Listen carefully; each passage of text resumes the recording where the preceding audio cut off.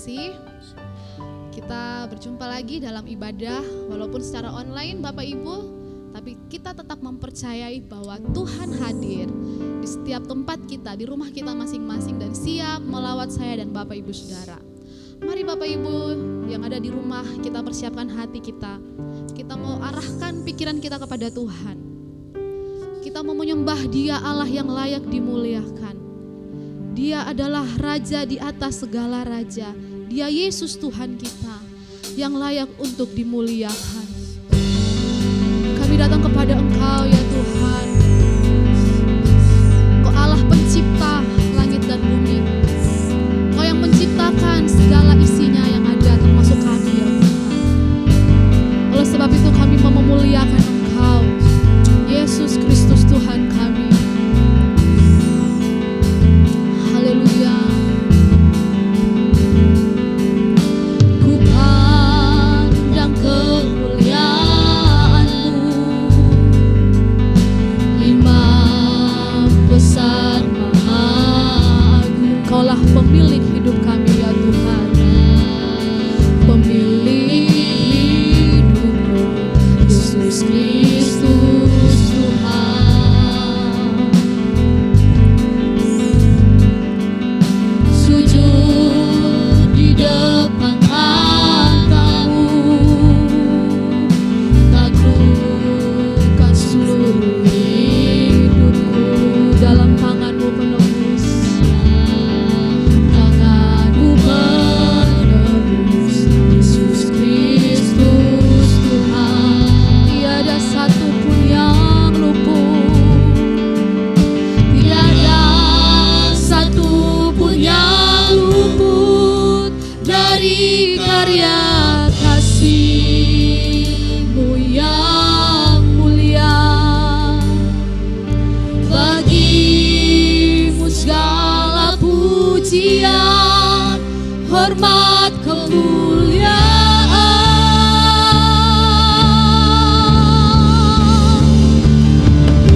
Engkau Tuhan ku tinggikan, yang bangkit dan menang, Yesus Kristus Tuhan.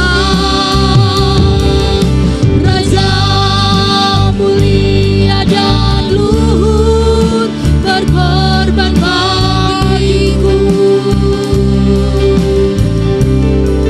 Selamatkan jiwaku. Kami mau sujud di hadapan takhta-Mu. Engkaulah pemilik hidup kami ya Tuhan. Sujud di depan takhta-Mu, taklukkan seluruh hidupku. Dalam tangan-Mu penebus, Yesus Kristus Tuhan. Tiada satu pun yang luput, tiada satu pun yang luput dari karya kasih-Mu yang mulia. Bagi-Mu segala pujian, hormat, kemuliaan.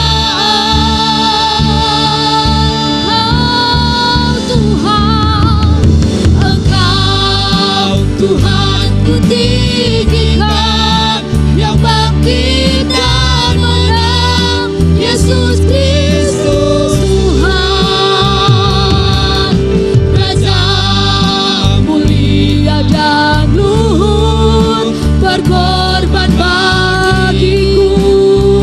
Maka jiwa kami memuja Engkau, maka jiwaku memuja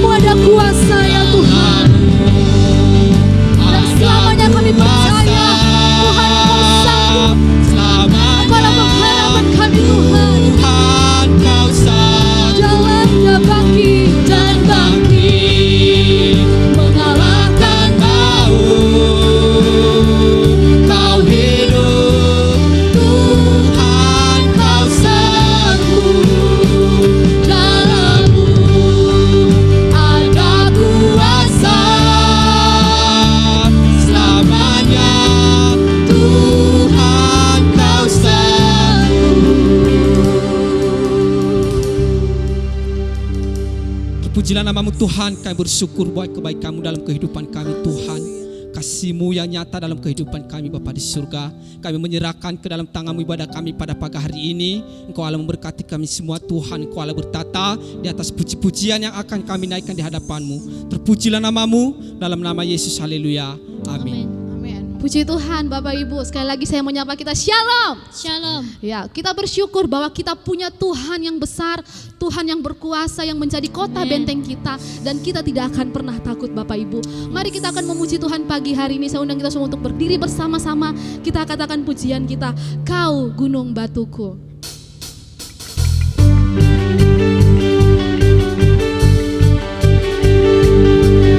Terima kasih buat segala kebaikan-Mu ya Tuhan. Sebab janji-Mu tidak pernah berubah dalam hidup kami. Mari sama-sama katakan pujian ini. Kau gunung batuku dan Kau kota bentengku, tak aku ragu. Kau menjamin dalamku. Kau keselamatanku dan Kau yang membelaku, tak akan ragu. Kuasanya di dalamku, walau badai menerpa di dalam hidupku ini. Namun tanganmu Tuhan mengangkatku tinggi. Kau Tuhan yang benar, tak pernah tinggalkan. Dahulu sekarang selamanya, janji-Mu tak berubah. Kau Alfa dan Omega, awal dan akhir. Semesta alam memuja Engkau Tuhan yang benar.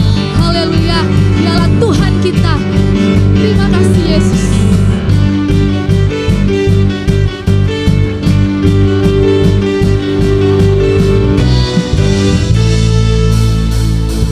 Kau gunung batuku dan Kau kota bentengku, tak akan ku ragu. Kau menjamin hidupku. Kau keselamatanku dan Kau yang membelaku, tak akan ku ragu. Kuasa-Mu di dalamku, walau badai menerpa di dalam hidupku ini. Namun tangan-Mu Tuhan mengangkatku tinggi. Kau Tuhan yang benar, tak pernah tinggalkan. Dahulu sekarang selamanya, janji-Mu tak berubah. Kau Alfa dan Omega, awal dan akhir. Semesta alam memuja Engkau Tuhan yang benar. Haleluya. Sebab Tuhanlah dasar dari yang kita harapkan. Dasar dari yang ku harapkan. Bukti dari segala yang aku lihat. Iman berikanku kekuatan untuk melakukan perkara yang bersama Roh Tuhan. Bersama Roh ku pasti menang.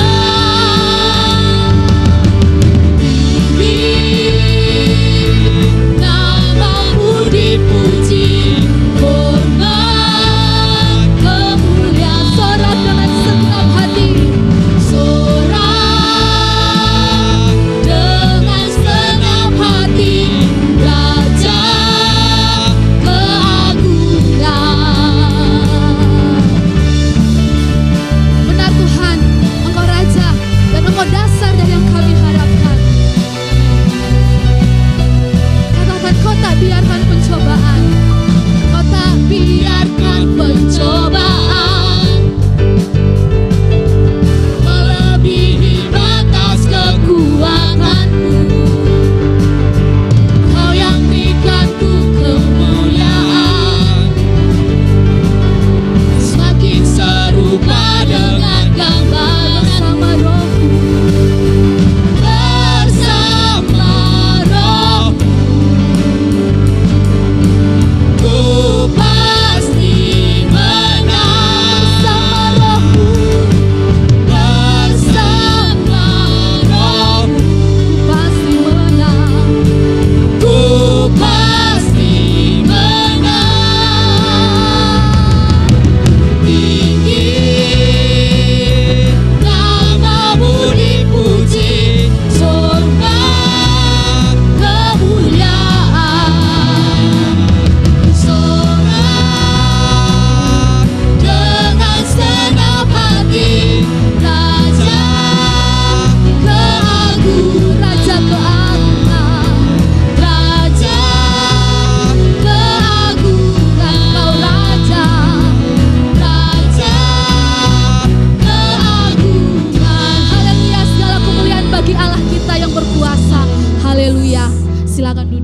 Ibu Saudara yang terkasih, saat ini kita akan bersama-sama mendengarkan firman Tuhan.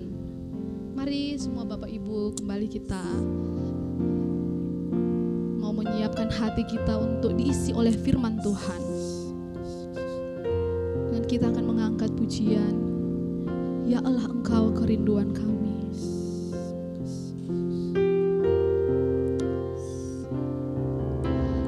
Ya Allah, Engkau kerinduanku, selalu ku cari wajah-Mu Tuhan, seperti tanah yang kering rindukan air. Demikianlah jiwaku rindu Engkau.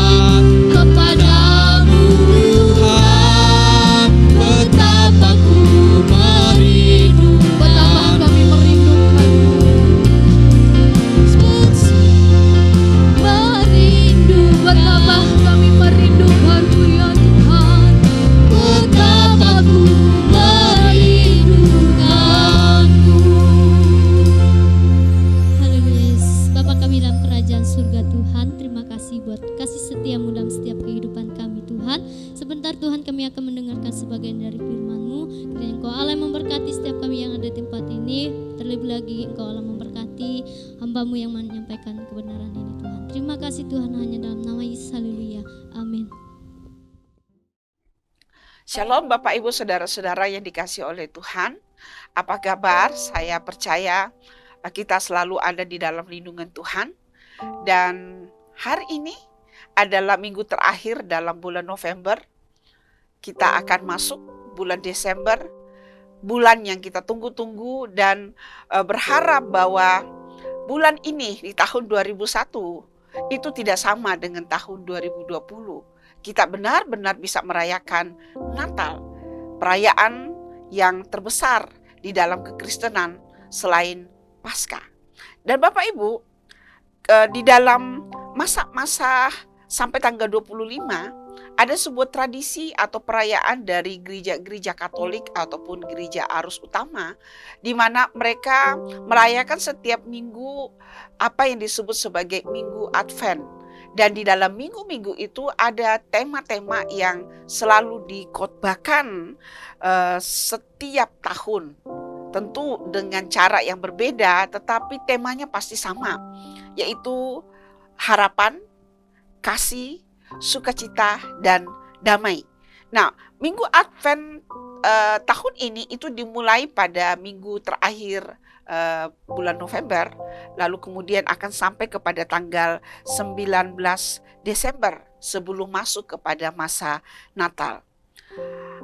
Tujuan dari Advent ini adalah mempersiapkan orang-orang percaya untuk menyambut Natal, hari kelahiran Tuhan Yesus Kristus.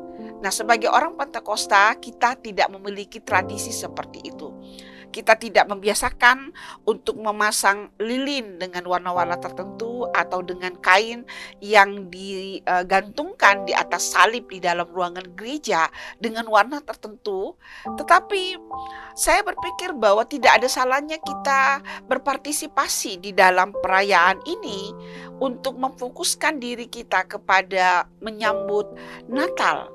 Dan kiranya Natal tahun ini bukan lagi menjadi sebuah perayaan yang sama seperti perayaan sekuler, tetapi kita ada unsur ibadah di dalam situ, ya.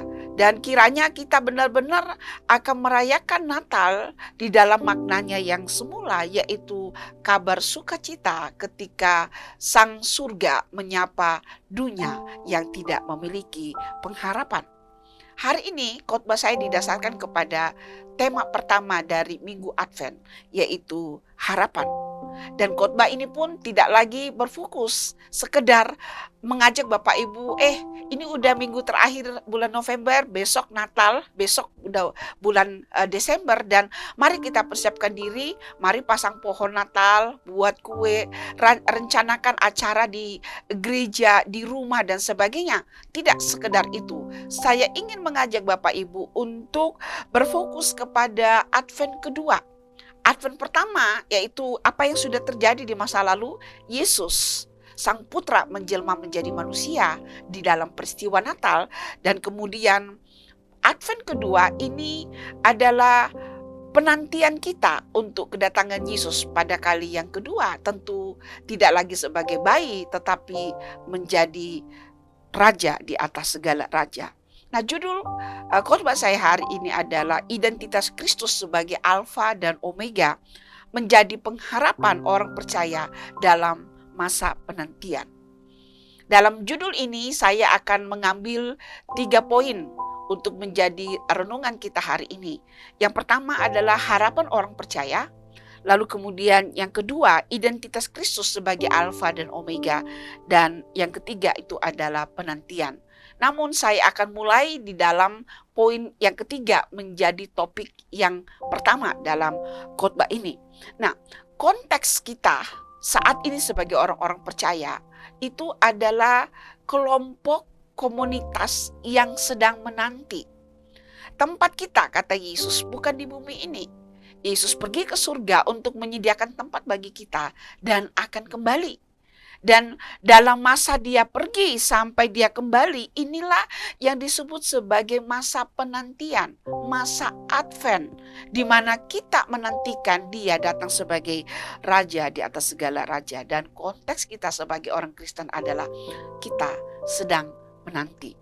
Lalu kemudian yang kedua ini adalah kunci untuk bisa bertahan di dalam penantian itu adalah kita harus memiliki harapan. Dan yang ketiga, harapan itu tentunya didasarkan kepada Kristus. Saya mulai dari yang pertama tentang menanti. Siapa yang suka menanti? Kita biasanya paling tidak suka menanti. Dan pekerjaan yang paling membosankan itu adalah pekerjaan menunggu atau menanti.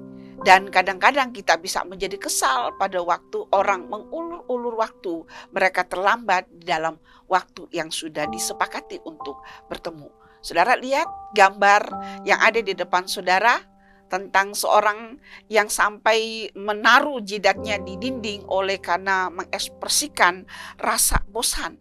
Ya, waktu kita setiap hari 24 jam ya, dan diberikan untuk beraktivitas di dalamnya. Jadi kita pasti akan merasa rugi sekali ketika harus menghabiskan waktu yang cukup banyak untuk menantikan seseorang yang ternyata mengingkari janjinya. Pekerjaan yang paling membosankan itu adalah menunggu. Nah, apa arti menunggu sebagai orang percaya? saya melihat ada dua sisi di situ. Yang pertama adalah adanya proses yang akan terjadi di dalam menantikan Tuhan Yesus datang sebagai Tuhan dan Juru Selamat kita. Kita akan membuktikan kualitas iman kita di dalam mengikuti proses tersebut. Namun di sisi yang lain ada potensi yang berbahaya di situ ketika menunggu tidak lagi menjadi sebuah pengharapan, menjadi sebuah sukacita, tetapi membosankan, dan kemudian kita mulai berpikir, saya mau berhenti, saya mau berubah, saya tidak lagi mau berada di dalam posisi menanti saat ini. Saya teringat kepada sebuah perumpamaan yang sudah sangat terkenal kita dengarkan baik waktu di sekolah minggu, yaitu tentang perumpamaan 10 darah atau 10 anak gadis, di mana 5-nya adalah anak gadis yang bijaksana dan 5 diantaranya adalah anak gadis yang kurang bijaksana.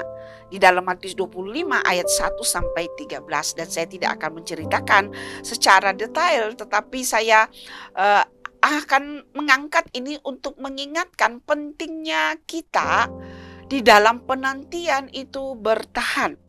Ya, 10 darah ini atau 10 anak gadis ini, mereka sama-sama menunggu.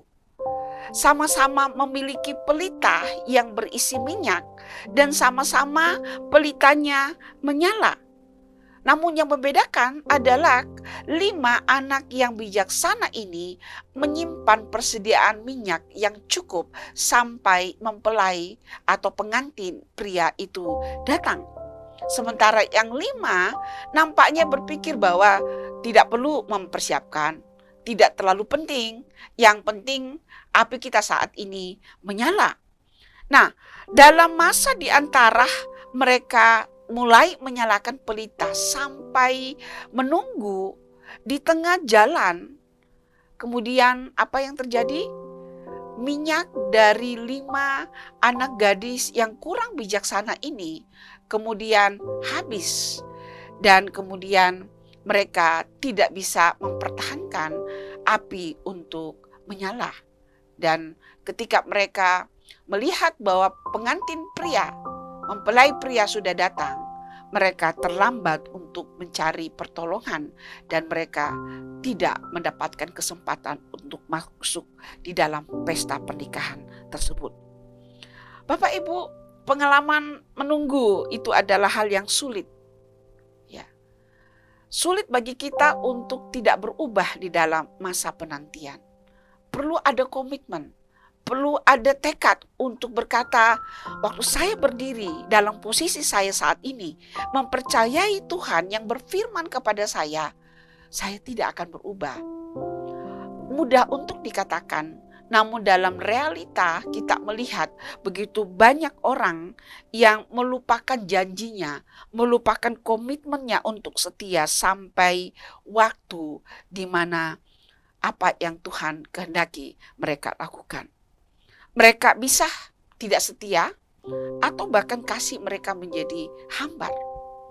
Dalam konteks iman Kristen dari Advent pertama ketika Yesus lahir, lalu kemudian mati dan bangkit, setelah itu naik ke surga, sampai dalam masa di mana dia akan datang pada kali yang kedua, gereja sepanjang abad diminta untuk setia di dalam penantian, untuk tidak kehilangan visinya, untuk mempertahankan apa yang telah dimandatkan oleh Yesus pada waktu dia masih di bumi ini. Dia mempercayakan sebuah pusaka kepada orang-orang percaya, yaitu amanat agung. Apa itu amanat agung? Menjadi saksi bagi Kristus sampai Yesus datang pada kali yang kedua. Gereja itu telah dipertunangkan dengan Kristus. Dan status ini ada label dan juga ada tanggung jawab. Menunggu 1 hari, 2 bulan, 1 tahun, mungkin 3 tahun, itu adalah waktu yang masih bisa ditoleransi. Tetapi menunggu lebih daripada itu, ada resiko kita berubah. Dan penantian orang-orang percaya akan janji Yesus yang akan datang pada kali yang kedua itu telah 2000 tahun lebih. Penantian orang percaya ini bisa mengundang risiko menjadi sama dengan dunia ini. Orang Kristen atau gereja terisap dengan budaya yang mentawarkan fungsi garam dari orang-orang percaya. Bahkan kemudian akhirnya banyak orang-orang percaya yang tadinya berkata, hidupku adalah Kristus dan aku akan melayani Kristus, mengiring Kristus seumur hidupku. Tetapi kemudian kita dapati mereka kemudian meninggalkan Tuhan dan tidak lagi percaya kepada Kristus. Kunci untuk bertahan dalam penantian yang tidak pasti ini adalah harapan. Harapan itu apa? Harapan itu lawannya adalah putus asa. Orang kalau punya harapan, dia masih bisa terus maju, bisa bertahan. Tetapi kalau orang berputus asa, dia akan melemparkan segala sesuatu yang berharga di tangannya dan kemudian berbalik arah. Berkaitan dengan iman Kristen, Bapak Ibu, banyak yang begitu bersemangat di awal mengikut Yesus, tetapi kemudian akhirnya menyerah. Dalam masa pandemi kita belum dalam kondisi normal. Ya, saya tidak tahu seberapa Bapak Ibu jemaat yang ada di GSCA Bethesda ini benar-benar masih menyala apinya. Karena di dalam ibadah onsite, karena kita pun dibatasi, hanya sekian persen yang hadir. Dan bahkan di dalam grup yang kita sudah siapkan untuk komunikasi, hanya sekian persen yang memberi respon. Padahal ada ratusan nomor di dalam. Saya tidak tahu apa yang terjadi dengan Bapak Ibu yang ada di rumah. Apakah Bapak Ibu masih memiliki kerinduan untuk beribadah kepada Yesus? Untuk datang beribadah? Ya, karena dalam realitanya di tempat kita beribadah sekarang, ada rumah yang begitu dekat dengan tempat ibadah. Saya kadang bertemu dan menyapa, ayo ke gereja. Mereka bilang nanti. Tetapi sampai hari ini tahun 2001 mau selesai, mereka tidak pernah datang. Saya tidak tahu apa yang menjadi halangan. Padahal awal sekali saya ingat waktu kita mulai menjalankan ibadah online. Dengan pertimbangan memang harus seperti itu karena situasi. Ada banyak yang berkeluh kesah, saya tidak bisa beribadah secara online, kurang mantap dan sebagainya. Tetapi di dalam saat di mana kita memulai ibadah onsite, apa yang saya harapkan dengan kehadiran nampaknya perlu menjadi tanda tanya, dan saya harus cari tahu ketika kondisi kita benar-benar normal di mana kita tidak lagi perlu mengadakan protokol. Apakah jumlah yang terakhir tahun 2019 atau paling tidak 2020 di bulan Februari, Maret itu akan masih sama? Ya, di dalam daftar belum ada yang berubah. Belum ada jemaat yang datang dan mengatakan kami berhenti menjadi anggota jemaat. Belum. Tetapi saya tidak tahu. Saya tidak bisa melihat situasi kondisi Bapak Ibu di rumah. Apakah masih terkoneksi dengan Tuhan? Pertanyaannya, mengapa kita tidak setia? Mengapa kita bisa berubah? Mengapa kita bisa ganti haluan dari komitmen yang kita buat, yang kita putuskan di awal? Jawabannya adalah karena kita tidak memelihara apa yang seharusnya kita pelihara. Tidak ada pengharapan. Sama seperti yang diperlihatkan di dalam karikatur ini. Kita memulai dengan begitu bersemangat. Apa yang diarahkan oleh hamba-hamba Tuhan, oleh firman Tuhan, kita ikuti. Dan kemudian di tengah jalan waktu kita melihat, tidak perlu lagi menunggu. Tidak perlu lagi mengikuti arahan gereja. Lalu kemudian kita berhenti dan kita tidak mencapai target yang sebenarnya sudah sangat dekat dengan kita. Kenapa? Karena harapan berganti menjadi keputusasaan. mengganti kekecewaan. Harapan adalah sesuatu yang hangat, Bapak Ibu. Sesuatu yang memberi semangat. Sesuatu yang memelihara semangat kita untuk terus bergerak ke depan.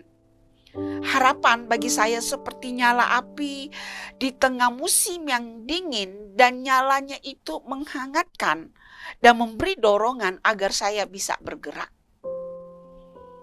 Ini lagi musim hujan.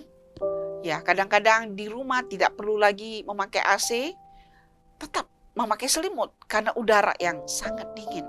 Malas bergerak. Dan ketika sampai kadang-kadang di kantor, sempat matahari bersinar sebentar, ya saya usahakan berdiri mungkin 5 menit untuk menikmati hangatnya sinar matahari dan memberikan saya semangat beberapa saat selama berada di kantor dan menjalankan tugas. Harapan itu memberikan kita power, memberikan kita semangat untuk terus bergerak. Seorang penulis puisi yang terkenal di Amerika Serikat bernama Emily Dickinson, di dalam puisinya yang berjudul Hope, berkata tentang harapan. Hope is the thing with feathers that preaches in the soul and sings the tune without the words and never stop at all. Terjemahan harafiahnya seperti ini. Harapan itu adalah sesuatu yang bersayap, yang bersemayam di dalam jiwa dan bersenandung tanpa kata dan tiada putus-putusnya. Harapan itu tidak pernah berhenti, tidak pernah berputus asa. Dan pertanyaannya Bapak Ibu, harapan model apa yang seharusnya kita miliki sebagai orang percaya? Kembali kepada masa Advent ini.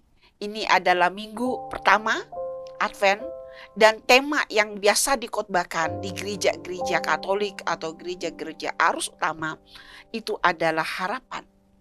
Minggu pertama Advent mengingatkan saya dan Bapak Ibu, kita semua, akan kedatangan Yesus Kristus sebagai Raja di atas segala raja.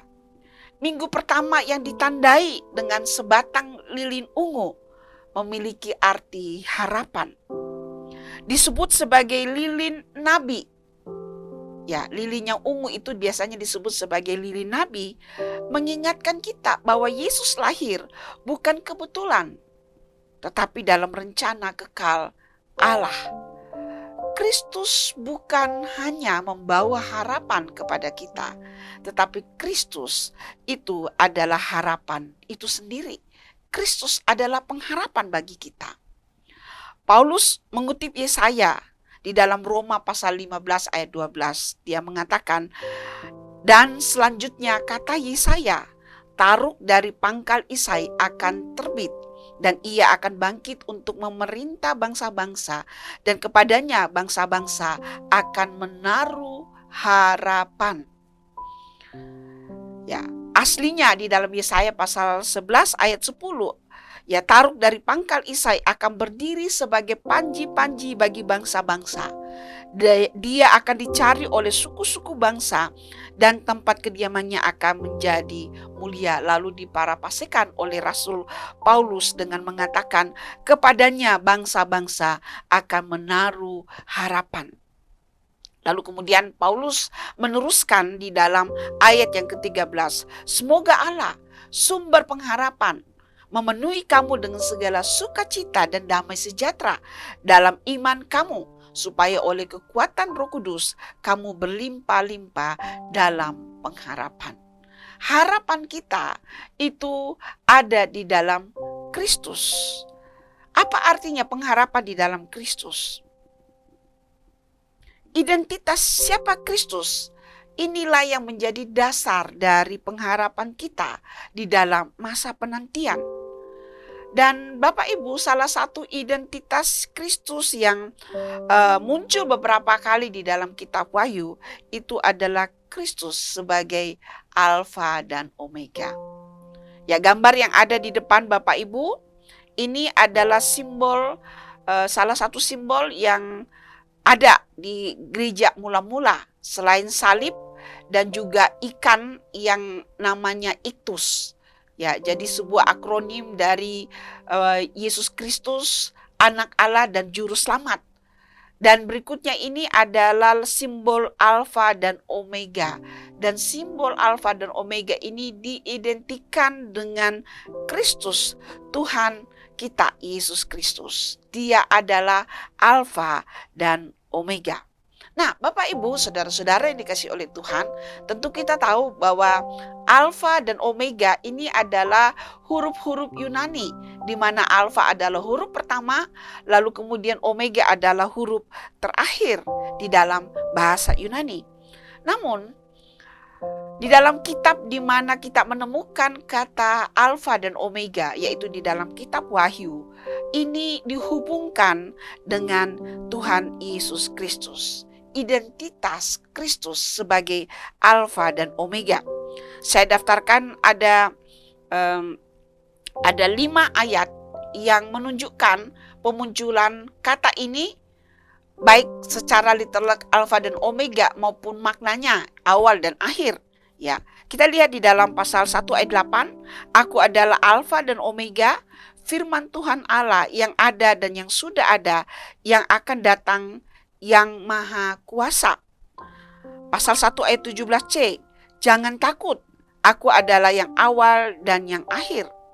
Pasal 2 ayat 8b, Kepada jemaat Smyrna, inilah firman dari yang awal dan yang akhir. Pasal 21 ayat 6, Aku adalah Alfa dan Omega, yang awal dan yang akhir. Pasal 22 ayat 13, Aku adalah Alfa dan Omega, yang pertama dan yang terkemudian, yang awal dan yang akhir. Dari kelima ayat ini kita melihat bahwa Yesus disebut sebagai Alfa dan Omega terkait dengan keberadaannya sebagai Allah yang kekal, yang tidak berawal dan tidak berakhir. Itu yang pertama. Kemudian yang kedua, dihubungkan dengan pekerjaannya di dalam penciptaan. Dia adalah yang awal dan dia yang akhir. Dia adalah permulaan dan akhir dari sejarah. Saya selalu mengatakan Bapak Ibu, bahwa dunia di mana kita ada, ini disebut sejarah. Dan sejarah itu tidak kekal. Sejarah itu ada awal dan ada akhir. Dan kuncinya ada di dalam Yesus Kristus. Dia yang memulai. Dia satu-satunya pribadi yang bisa mengakhiri sejarah ini. Dia juga adalah Allah yang menciptakan, yang mengisi sejarah itu dengan manusia, dengan makhluk-makhluk hidup, dengan benda-benda yang ada yang kita lihat hari ini. Lalu kemudian makna yang lain yang diekspresikan dengan kata Alfa dan Omega ini, bahwa dia pemegang kendali. Di STTIBC saya mengajar kitab Wahyu dan saya selalu diberkati waktu membahas kitab, ya, ayat demi ayat, melakukan penggalian eksegesis di dalam kitab Wahyu ini, apalagi dikaitkan dengan Yesus Kristus yang memulai dan yang mengakhiri, yang berjalan bersama-sama dengan gerejanya sepanjang sejarah. Dia tidak pernah tinggalkan gerejanya. Yesus pada waktu naik kali yang kedua, dia berkata, Aku akan membawa atau mengutus penolong yang lain, yaitu Roh Kudus, yang akan mengajarkan engkau, yang akan menyertai engkau. Kita tidak pernah ditinggalkan sebagai yatim piatu. Kristus ada bersama dengan kita. Dan dalam hal ini saudara, saya mau memperlihatkan satu makna yang penting sekali dari frase Alfa dan Omega mengenai Yesus Kristus, bahwa dia berada di awal dan dia juga berada di akhir. Ini setara dengan mengatakan dia selalu ada dan akan selalu ada. Ya, Kristus sebagai pribadi kedua dari Trinitas yang kudus, yang membawa penciptaan dinyatakan oleh Yohanes 1 ayat 3, segala sesuatu dijadikan oleh Dia dan tanpa Dia tidak ada suatu pun yang telah dijadikan. Dia adalah Allah yang bukan hanya berkuasa atas sejarah, Dia melampaui sejarah. Dan di dalam hal ini Bapak Ibu, ini ditegaskan di dalam Wahyu pasal 1 ayat 8. Ya, Wahyu pasal 1 ayat 8 mengatakan, Aku adalah Alfa dan Omega. Firman Tuhan Allah mengingatkan kita kepada kesaksian di dalam Yohanes 1 ayat 1. Pada mulanya adalah firman, dan firman itu bersama-sama dengan Allah, dan firman itu adalah Allah. Ya. Dan di dalam pasal 1 ayat 8 kitab Wahyu ini kemudian diikuti bahwa firman Allah yang juga adalah Allah yang menjelma menjadi manusia, ini adalah pribadi yang kekal, yang ada dan yang sudah ada dan yang akan datang. Dan ini dikaitkan dengan kemahakuasaannya. Tuhan Yesus itu maha kuasa. Dia memegang kendali atas jalannya sejarah. Walaupun kita melihat banyak sekali kekacauan. Saya lihat satu status teman saya di Facebook yang sedang kuliah di Jerman. Dia mengatakan bahwa di Eropa sedang terjadi krisis yang luar biasa. Demo, lalu kemudian ada krisis perbatasan, ada kenaikan COVID lagi yang tidak bisa terkendali, lalu kemudian warga tidak mau divaksin dan sebagainya, dan mengakibatkan kekacauan yang luar biasa. Lalu kemudian ada yang dengan nada bercanda mengatakan tanda-tanda akhir zaman. Bisa jadi Bapak Ibu, ya, kekacauan yang sedang terjadi sangat luar biasa. Ini mengingatkan kita bahwa kita sudah sangat dekat dengan Advent kedua, kedatangan Yesus kali yang kedua. Nah, Bapak Ibu, dari semua apa yang dikatakan oleh Wahyu tentang Yesus sebagai Alfa dan Omega, di mana Dia adalah Allah yang kekal, Dia adalah permulaan dan akhir dari semua sejarah, dan Dia juga adalah pencipta, dan Dia juga maha kuasa. Dalam arti Dia pemegang kendali. Maka apa yang dapat kita simpulkan? Apa yang menjadi kekacauan dalam hidupmu saat ini? Apa yang membuat kau ingin berputus asa, ingin berhenti? Apa yang membuat engkau berhenti untuk berharap? Dengarkan firman Tuhan hari ini. Kristus adalah Alfa dan Omega. Artinya Dia merangkum semua kehidupanmu di dalam dirinya yang penuh dengan anugerah. Pengharapan kita sebagai orang percaya dirangkum dalam Alfa dan Omega Sang Kristus. Tuhan kita, sahabat kita, juru selamat kita. Kita memulai bersama Kristus dan bergerak maju. Tetap mempercayai akhir dari kemenangan Kristus. Jangan berhenti. Engkau memiliki pengharapan yang tidak tergoyahkan di dalam Kristus. Harapan akan membuat kita yang sudah merasa tidak sanggup bisa kembali bangkit, mengumpulkan tenaga untuk maju. Perhatikan di dalam Roma 15 ayat 13 dikatakan Allah adalah sumber pengharapan. Allah adalah sumber pengharapan. Alasan engkau ingin berhenti mungkin karena engkau tidak terhubung lagi kepada sumber pengharapan itu. Pengharapanmu itu pengharapan yang temporal, yang tidak valid, yang tidak didasarkan kepada dasar yang kuat. Kita perlu terhubung kepada sumber pengharapan, yaitu Tuhan Yesus sendiri, dan menerima setiap hari aliran harapan yang baru. Kita dibaharui setiap hari. Besar setiamu, ya, selalu baru setiap hari. Sebuah ayat yang indah sekali yang dituliskan di dalam kitab yang kurang cocok dengan ayat ini, karena judul dari kitab ini adalah Ratapan. Namun dari ratapan di mana orang-orang Israel seperti tidak ada harapan lagi, muncul muncul bahasa iman ini, muncul harapan ini, bahwa kasih setiamu tak pernah habis-habis, selalu baru setiap hari. Teruslah mempercayai Tuhan. Teruslah memegang harapanmu di dalam Kristus dan jangan pernah lepaskan. Matius pasal 11 ayat 6 mengatakan, dan berbahagialah orang yang tidak menjadi kecewa dan menolak aku.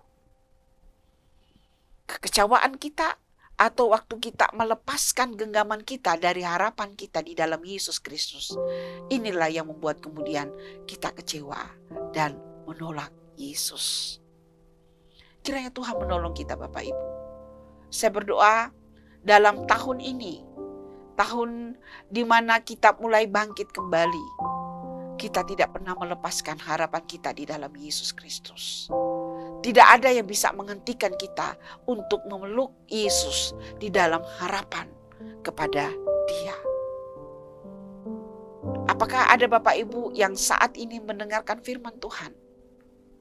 Berkata, Tuhan, berapa lama lagi Tuhan? Tuhan berkata, peganglah janjiku. Peganglah harapan di dalam aku. Izinkan engkau melewati semua proses. Engkau melewati semua lembah-lembah, gunung-gunung, atau apapun yang Tuhan izinkan, yang nampaknya mengguncangkan engkau, yang memberi alasan bagi engkau untuk berhenti. Engkau melihat bahwa engkau tidak bisa digoyahkan ketika engkau berpaut kepada Tuhan. Dan sebagai sebuah kesimpulan Bapak Ibu, dari renungan di akhir bulan November ini dan memasuki bulan Natal, bahwa dalam penantian Tuhan Yesus kembali, kita perlu harapan agar tidak menjadi kecewa, tidak menjadi tawar, tidak menjadi serupa dengan dunia. Kita tidak mengadopsi budaya yang membuat kita menjauh dari Tuhan. Lalu yang kedua, letakkan pengharapan kita kepada Tuhan Yesus Kristus, Sang Alfa dan Omega. Sebuah jaminan bahwa hidup kita ada di dalam rangkuman anugerahnya dari awal sampai akhir. Dan yang terakhir, penantian selalu ada akhirnya.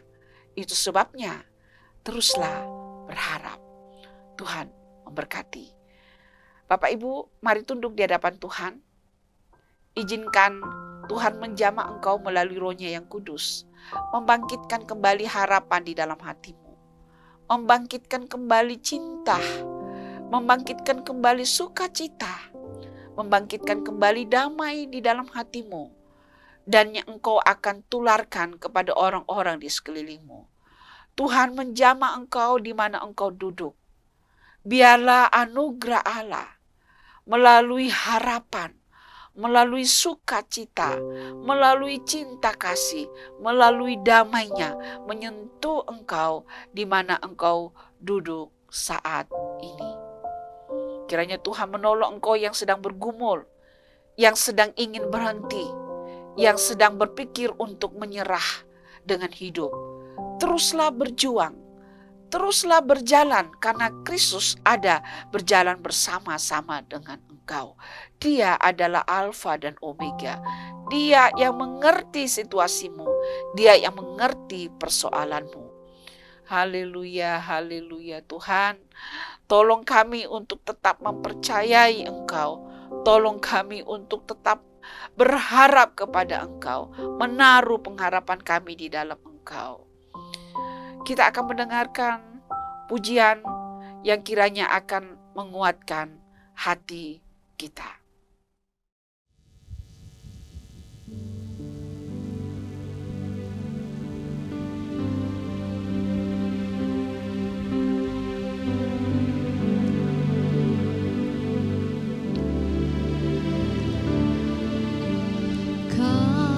Kasih-Mu, karya-Mu nyata dalamku.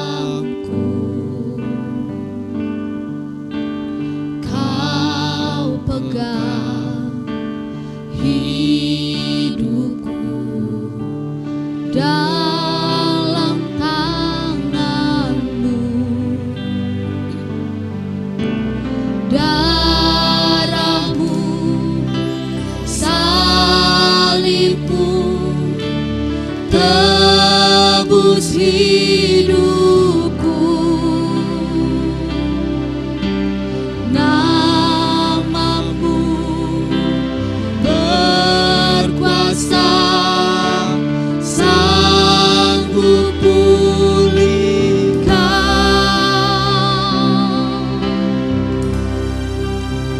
Harapanku di dalam-Mu,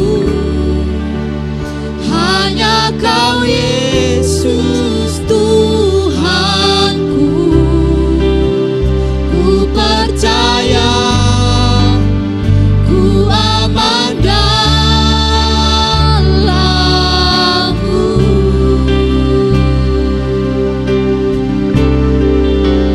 Harapanku di dalam-Mu, hanya Kau Yesus Tuhanku. Ku percaya, ku aman dalam-Mu. Ku percaya, ku percaya, ku aman dalam-Mu. Ku percaya, ku percaya, ku aman dalam-Mu.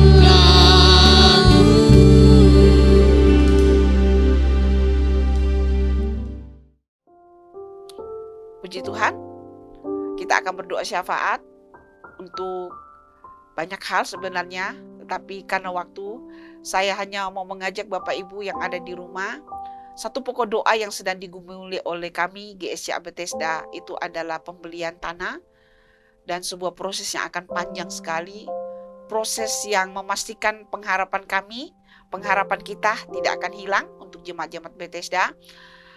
Dalam proses pembelian tanah, ya kiranya Tuhan akan menolong secara khusus untuk dana, secara finansial dari keuangan gereja.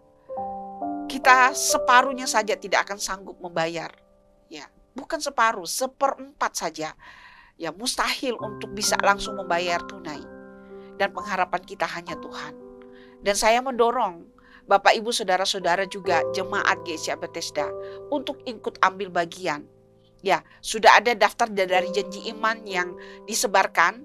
Jikalau ada Bapak Ibu yang belum, silakan hubungin kami dan juga bisa datang ke rumah doa di Dapur 12 untuk bisa mengambil formulir dan menyerahkan janji iman itu kepada kami. Dan nanti di minggu pertama bulan Desember kita akan update lagi dalam jumlah janji iman yang sudah terkumpul dan kemudian juga update mengenai proses pembelian tanah. Mari doakan dan juga kita doakan buat situasi dalam akhir tahun ini, kiranya tidak terjadi peningkatan COVID, terus menjalankan protokol walaupun nampaknya sudah aman, tetapi bahaya mengintai Bapak Ibu. Ingat apa yang terjadi di Singapura yang nampaknya aman, lalu di Eropa terus juga naik sampai hari ini. Kiranya Tuhan menolong kita. Mari kita berdoa. Bapak, terima kasih buat janji firman-Mu melalui tema tentang pengharapan hari ini. Kami mendasarkan pengharapan kami hanya di dalam Engkau, Kristus Sang Alfa dan Omega, Allah yang berdaulat, Allah yang mengendalikan segala sesuatu, Allah yang mengetahui awal dan akhir dari sejarah ini. Kepadamu kami mempercayakan hidup kami, kepadamu kami mempercayakan keluarga kami, kepadamu kami mempercayakan masa depan kami. Tuhan, saat ini berkat-Mu turun atas jemaat, sehingga mereka terus belajar menaruh pengharapan mereka kepada Engkau, Allah sumber pengharapan itu. Kami berdoa Tuhan buat proyek yang baru dimulai, sebuah langkah iman dari jemaat GSCA Bethesda untuk membeli sebidang tanah. Ya, kami berdoa untuk 12 kafling yang kami rencana akan beli Tuhan. kiranya Engkau mendahului rencana ini. Kami berdoa untuk dana Tuhan. Kami bersyukur untuk semangat jemaat yang mengumpulkan dana. Sudah mulai ada beberapa keluarga-keluarga yang sangat aktif dan terlibat di dalam pengumpulan dana ini. Kami berdoa untuk sisa dari keluarga yang sampai hari ini tidak merespon sama sekali. Tuhan, gerakkan hati mereka untuk melihat bahwa sudah 16 tahun gereja ini berjalan bersama-sama dengan mereka. Dan ini waktunya kami bersama-sama bergandeng tangan ikut ambil bagian dalam proyek ini Tuhan.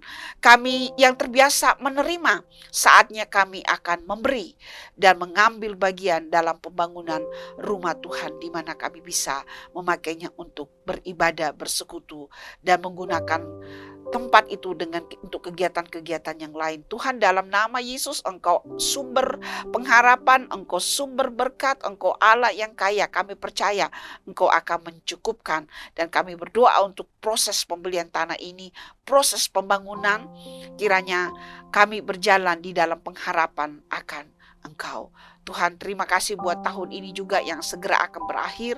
Kami berdoa kiranya stabilitas politik, ekonomi, dan kesehatan kiranya terus akan terjaga Tuhan. Kami berdoa kiranya tidak akan ada lagi peningkatan kasus COVID. Kami berdoa ketika masyarakat di Indonesia melakukan mobilitas, mereka tetap disiplin menjalankan protokol untuk mencegah penularan. Tuhan, terima kasih Tuhan, terima kasih berkat-Mu turun atas kami. Dan sekarang kami akan mengakhiri ibadah kami akan menerima berkat daripada-Mu. Mari Bapak Ibu, terimalah berkat dari Allah Bapa, kasih sayang daripada Tuhan Yesus Kristus, serta persekutuan di dalam Roh-Nya yang kudus, mulai hari ini sampai Tuhan Yesus datang pada kali yang kedua. Amin. Baik Bapak Ibu, ibadah kita sudah selesai. Mari kita naikkan pujian Aku Percaya.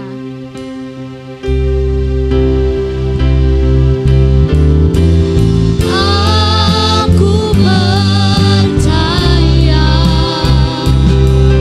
berkat-Mu atasku melimpah, kebajikan, kemurahan selalu mengikutiku. Ku puji, ku sembah Kau Tuhan.